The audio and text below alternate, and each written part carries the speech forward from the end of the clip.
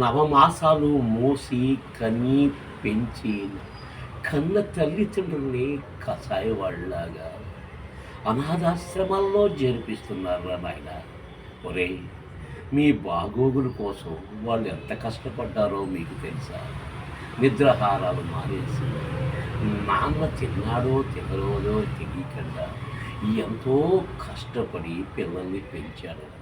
తల్లి తన అన్నం తింటుంటే పిల్లవాళ్ళు మలమూత్ర చేస్తుంటే చెయ్యి కడుక్కొని మరీ సేవ చేసి ఈ నా పిల్లలు నా రక్త సంబంధం అని చెప్పి ఎంతో కష్టపడి పెంచి పెద్ద చేశారురా.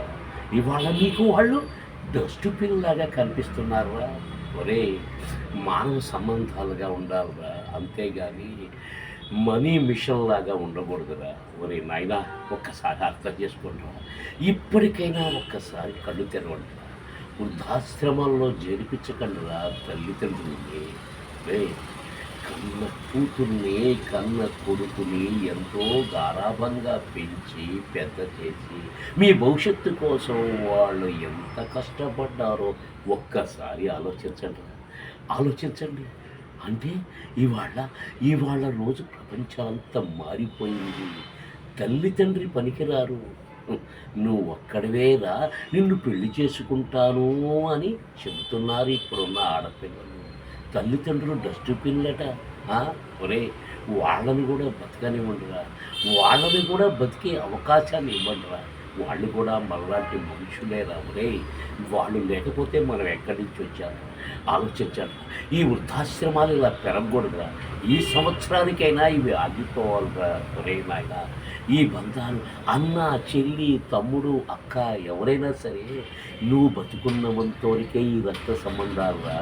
ఆ తర్వాత నువ్వు పోయిన తర్వాత వీళ్ళు ఎవరురా. అందుకనే ఇప్పుడు చక్కగా అందరూ కలిసిమెలిసి ఉండరురా. ఎప్పుడో చక్కగా అందరూ ఉమ్మడి కుటుంబాల్లో ఉంటే ఎంత ఆనందంగా ఎంత ఆప్యాయతగా అనురాగాలతో ఉండేవాళ్ళరా. ఇప్పుడు ఏకాకిలైపోయి ఎక్కడో జీవిస్తున్నారురా. ఒరే నాయన, ఇప్పటికైనా మారండిరా. అమ్మా నాన్నని కూడా బ్రతకనివ్వండిరా, మాకు బ్రతుకునివ్వండిరా అని చెప్పి ఆలోచించటరా నాయన. ఇప్పటికైనా మారాలి. మీలాంటి వారందరూ మారి కొత్త చైతన్యానికి దారి తీయాలరా. ఒరే, బాట వెయ్యండిరా. అందరూ కూడా ఈ రోజు నుంచి ప్రమాణం చెయ్యండిరా. ఈ జనవరి 31వ తారీఖు 2025వ సంవత్సరానికి వీడ్కోలు పలుకుతూ 2026వ సంవత్సరానికి స్వాగతం పలుకుతూ ఇప్పటికైనా మీరందరూ మారాలని మనస్ఫూర్తిగా కోరుకుంటున్నాడు మీ అయాచితుల రామకృష్ణ.